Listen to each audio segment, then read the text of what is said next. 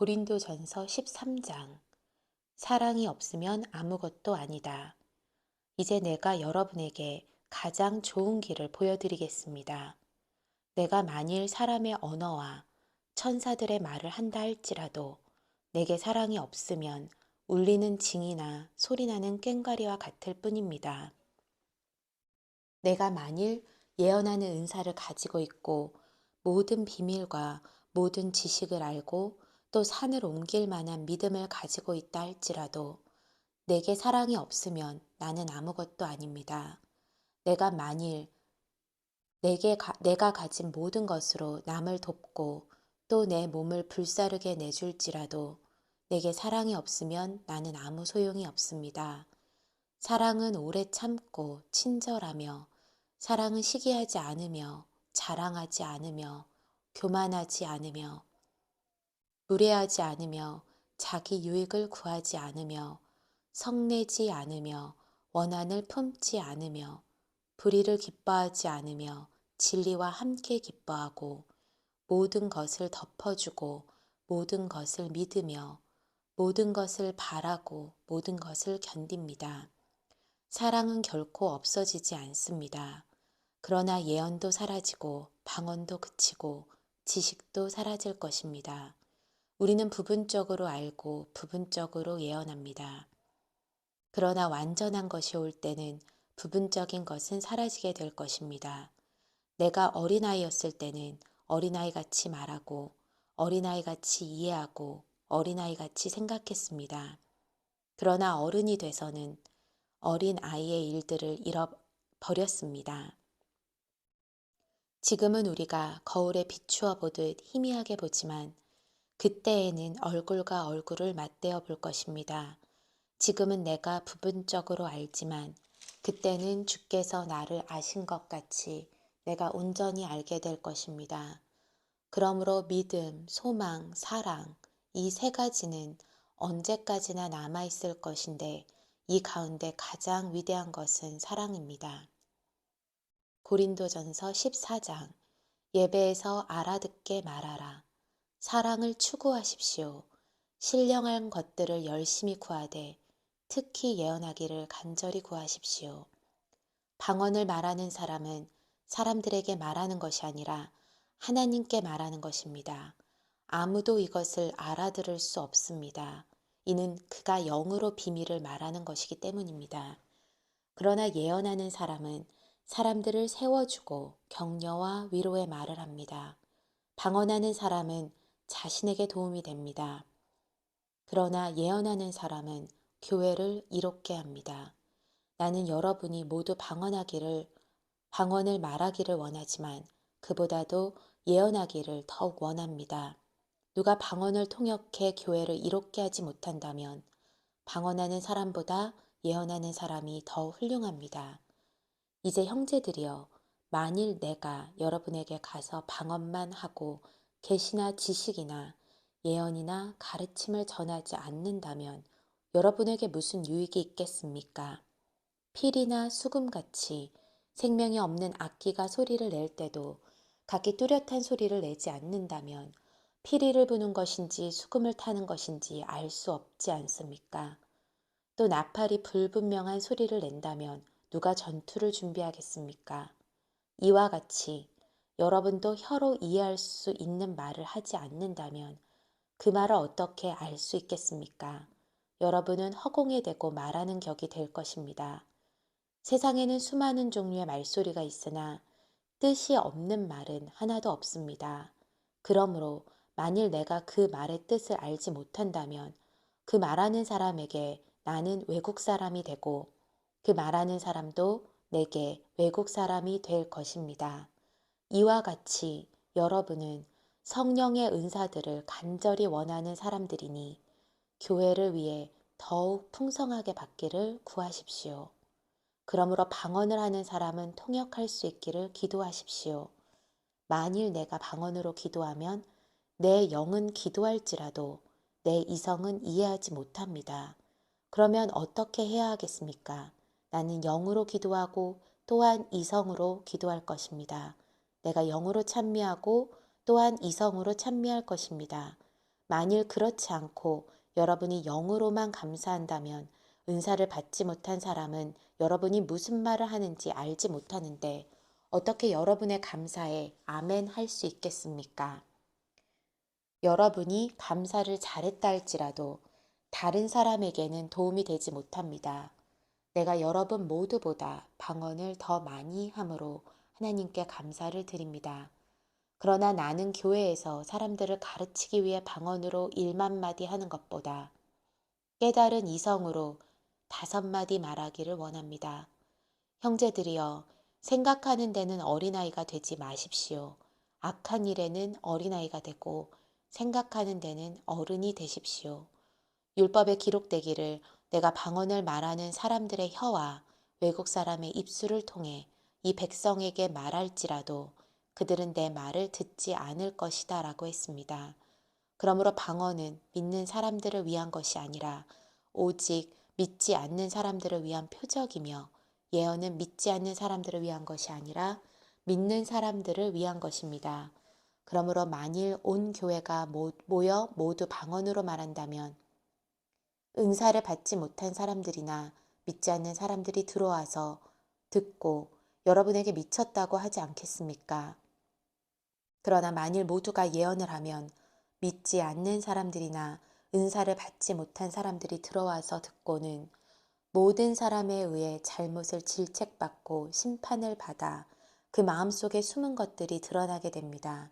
그래서 그들은 엎드려 하나님을 경배하며 참으로 하나님께서는 여러분 가운데 계십니다라고 인정할 것입니다. 질서 있게 예배하라. 형제들이여, 그럼 어떻게 해야 하겠습니까? 여러분이 모일 때 각각 찬송도 있고 가르침도 있고 방언도 있고 계시도 있고 통역도 있으니 모든 것은 교회를 이롭게 하기 위해 하십시오.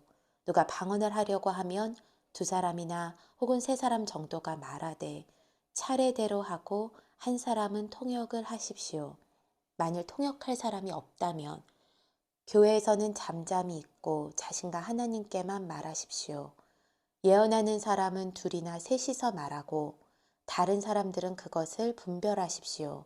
만일 앉아있는 다른 사람에게 계시가 내리면 먼저 말하던 사람은 잠잠히 계십시오. 그러면 모든 사람이 한 사람씩 차례대로 예언을 할 수 있어 모두가 다 배우고 모두가 다 격려를 받게 될 것입니다. 예언하는 사람들의 영은 예언하는 사람들에 의해 통제를 받습니다. 하나님은 무질서의 하나님이 아니라 평화의 하나님이십니다. 성도들의 모든 교회에서 그렇게 하고 있듯이 여자들은 교회에서 잠잠히 계십시오. 여자들에게는 말하는 것이 허락돼 있지 않으니 율법에서도 말하는 것과 같이 여자들은 복종하십시오. 만일 무엇을 알기를 원한다면 집에서 남편에게 물어보십시오. 여자가 교회에서 말하는 것은 부끄러운 일이기 때문입니다. 하나님의 말씀이 여러분에게서 나왔습니까? 또는 여러분에게만 임했습니까? 만일 누구든지 자신을 예언자나 신령한 사람으로 생각한다면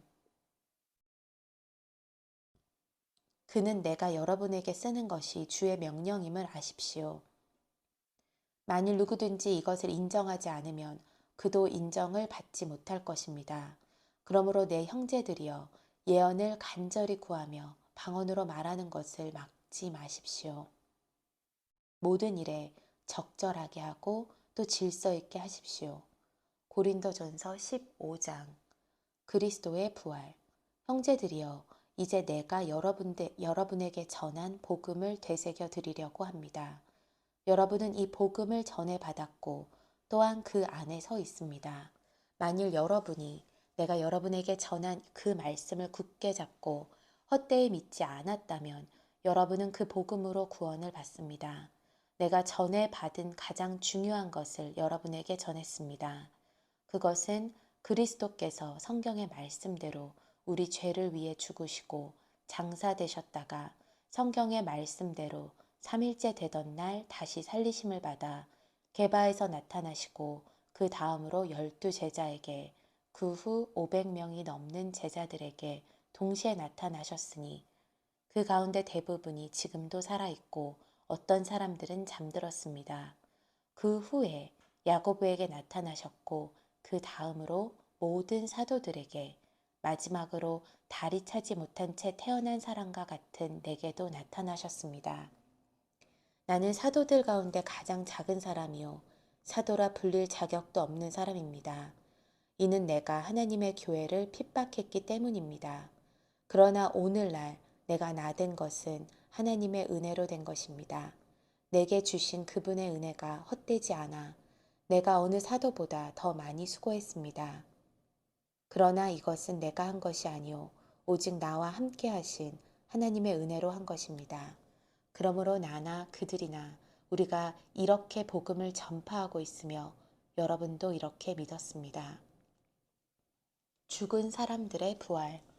그리스도가 죽은 사람들 가운데서 살아나셨다고 전파되고 있는데 왜 여러분 가운데 어떤 이들은 죽은 사람의 부활이 없다고 합니까? 죽은 사람의 부활이 없다면 그리스도께서도 다시 살리심을 받지 못하셨을 것입니다. 만일 그리스도께서 살리심을 받지 못했다면 우리가 전파하는 것도 헛되고 또 여러분의 믿음도 헛되며 또 우리가 하나님의 거짓 증인으로 드러날 것입니다. 만일 죽은 사람들이 다시 살지 못한다면 하나님께서 그리스도를 살리시지 않으셨을 것입니다. 만일 죽은 사람들이 다시 살지 못한다면 그리스도께서도 살리심을 받지 못하셨을 것입니다. 만일 그리스도께서 살리심을 받지 못하셨다면 여러분의 믿음도 헛되고 여러분은 여전히 자신의 죄 가운데 있고 그리스도 안에서 잠든 사람들도 멸망했을 것입니다. 만일 우리가 그리스도 안에서 가진 소망이 이 세상의 생명뿐이면 모든 사람들 가운데 우리가 가장 불쌍한 사람들일 것입니다. 그러나 이제 그리스도께서 죽은 사람들 가운데서 다시 살아나셔서 잠자는 사람들의 첫 열매가 되셨습니다. 한 사람으로 인해 죽음이 들어왔으니 한 사람으로 인해 죽은 사람들의 부활도 옵니다. 곧 아담 안에서 모든 사람이 죽은 것 같이 그리스도 안에서 모든 사람이 생명을 얻을 것입니다. 그러나 각각 차례대로 될 것이니 먼저는 첫 열매이신 그리스도시요 그 다음은 그리스도께서 다시 오실 때 그분에게 속한 사람들입니다. 그 다음에 세상의 마지막에 올 것인데 그때는 그분이 모든 권력과 권세와 권능을 멸하시고 그 나라를 하나님 아버지께 바칠 것입니다. 하나님께서 모든 원수들을 그리스도의 발 아래 두실 때까지 다스리셔야 합니다.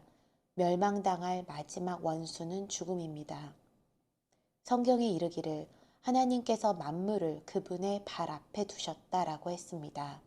그러나 만물을 발 아래 둔다고 할 때 만물을 그분에게 복종하게 하신 분은 그 안에 들지 않는 것이 분명합니다.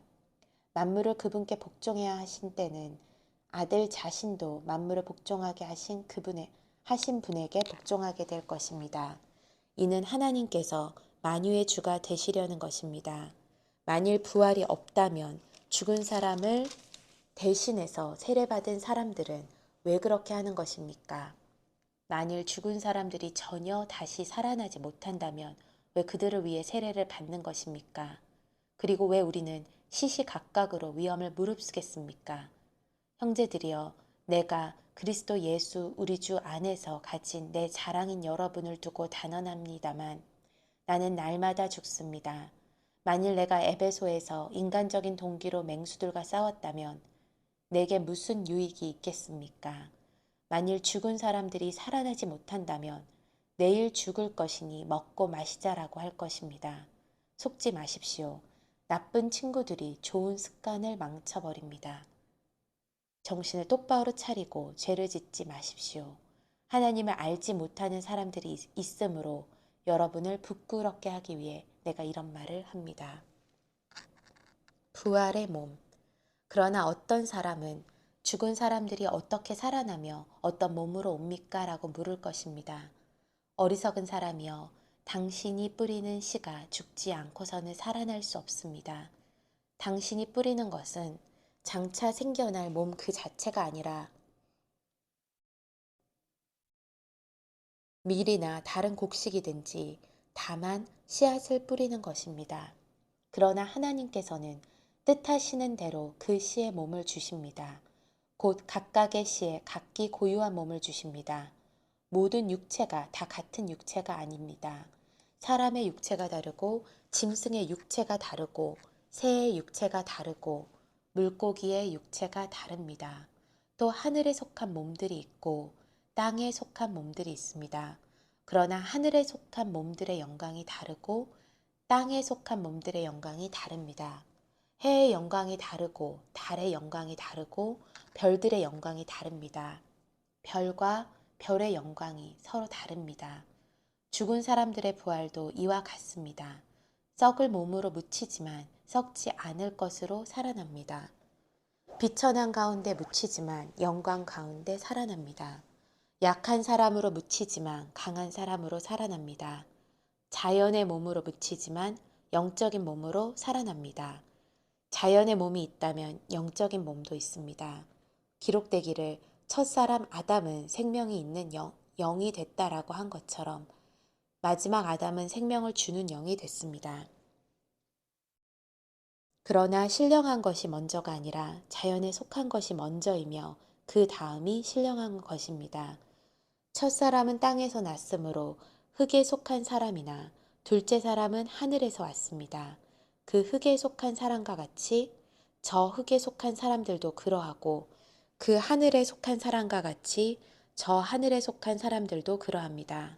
우리가 흙에 속한 사람의 형상을 입은 것처럼 또한 우리는 하늘에 속한 사람의 형상을 입을 것입니다. 형제들이여, 내가 말하고자 하는 것은 이것입니다. 곧 살과 피는 하나님 나라를 이어받을 수 없고 썩을 것은 썩지 않은 것을 이어받을 수 없습니다. 보십시오. 내가 여러분에게 비밀을 말합니다. 우리는 다 죽지 않고 모두 변화할 것입니다. 마지막 나팔 소리에 순식간에 다 그렇게 될 것입니다. 나팔 소리가 나면 죽은 사람들이 썩지 않을 몸으로 살아나고 우리도 변화할 것입니다. 이 썩을 몸이 썩지 않은 것을 입어야 하고 이 죽을 몸이 죽지 않을 것을 입어야 합니다. 이 썩을 몸이 썩지 않을 것을 입고 이 죽을 몸이 죽지 않은 것을 입을 때는 기록되어 있는 말씀이 이루어지는 것입니다. 사망이 삼켜져 승리를 얻었도다. 사망아, 내 승리가 어디 있느냐? 사망아, 내 독침이 어디 있느냐? 사망의 독침은 죄요. 죄의 권세는 율법입니다. 그러나 우리 주 예수 그리스도를 통해 우리에게 승리를 주시는 하나님께 감사를 드립니다. 그러므로 내 사랑하는 형제들이여, 굳게 서서 흔들리지 마십시오. 여러분의 수고가 주 안에서 헛되지 않음을 알고 항상 주의 일에 더욱 힘쓰는 사람들이 되십시오. 고린도전서 16장 주의 백성을 위한 헌금. 이제 성도를 위한 헌금에 관해서는 내가 갈라디아의 교회들에게 명한 것 같이 여러분도 그렇게 해주십시오. 매주 첫날에 여러분 각자가 수입에 따라 저축해서 내가 갈 때 헌금하는 일이 없게 해주십시오. 그러면 내가 도착해서 여러분이 인정한 사람에게 내가 편지를 써줘서 여러분의 선물을 예루살렘에 전하게 할 것입니다. 만일 나도 가는 것이 합당하다면 그들이 나와 함께 갈 것입니다. 개인적인 부탁. 내가 마케도니아를 지날 것인데 그곳을 지난 후에는 여러분에게 갈 것입니다. 혹시 내가 여러분과 함께 머물며 겨울을 보내도 될 것도 같습니다. 그 다음에는 여러분이 내가 가고자 하는 곳으로 나를 보내주기를 바랍니다. 나는 지금 지나는 길에 잠깐 들려서 여러분을 보려고 하는 것이 아닙니다. 만일 주께서 허락하시면 얼마 동안 여러분과 함께 지내고 싶습니다. 그러나 나는 오순절까지 이곳 에베소에 머무르려고 합니다. 이는 내게 효과적으로 일할 수 있는 큰 문이 열렸기 때문입니다. 또한 나를 대적하는 사람들도 많습니다. 디모데가 가면 두려움 없이 여러분과 함께 지낼 수 있도록 돌봐주십시오. 그도 나처럼 주의 일을 행하는 사람입니다. 그러므로 아무도 그를 업신여기지 말며 그를 평안히 보내줘서 내게 올 수 있게 해주십시오. 나는 형제들과 함께 그를 기다리고 있습니다. 이제 형제 아볼로에 관해서는 내가 그에게 형제들과 함께 여러분에게 갈 것을 여러 번 권했습니다. 그가 지금은 갈 마음이 전혀 없으나 적절한 시기가 오면 가게 될 것입니다. 깨어 있으십시오. 믿음을 굳게 서십시오. 남자답게 용감하고 강건하십시오. 모든 일을 사랑으로 행하십시오. 형제들이여, 내가 여러분에게 권면합니다. 여러분이 알다시피 스테바나의 가정은 아가야의 첫 열매요. 성도를 섬기는데 헌신한 사람들입니다. 그러므로 여러분은 이런 사람들과 또 함께 동역하며 수고하는 모든 사람들에게 복종하십시오.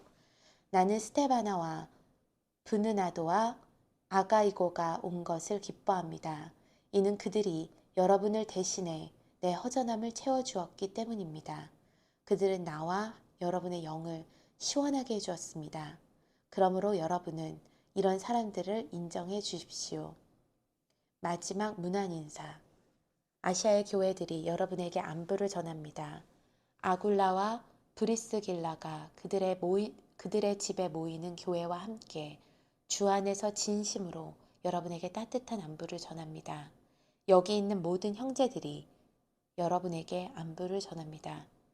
거룩한 입맞춤으로 서로 인사하십시오. 나 바울은 친필로 안부를 전합니다. 누구든지 주를 사랑하지 않으면 저주가 있을 것입니다. 주여 오시옵소서. 주 예수의 은혜가 여러분에게 있기를 빕니다. 그리스도 예수 안에서 내 사랑을 여러분에게 보냅니다.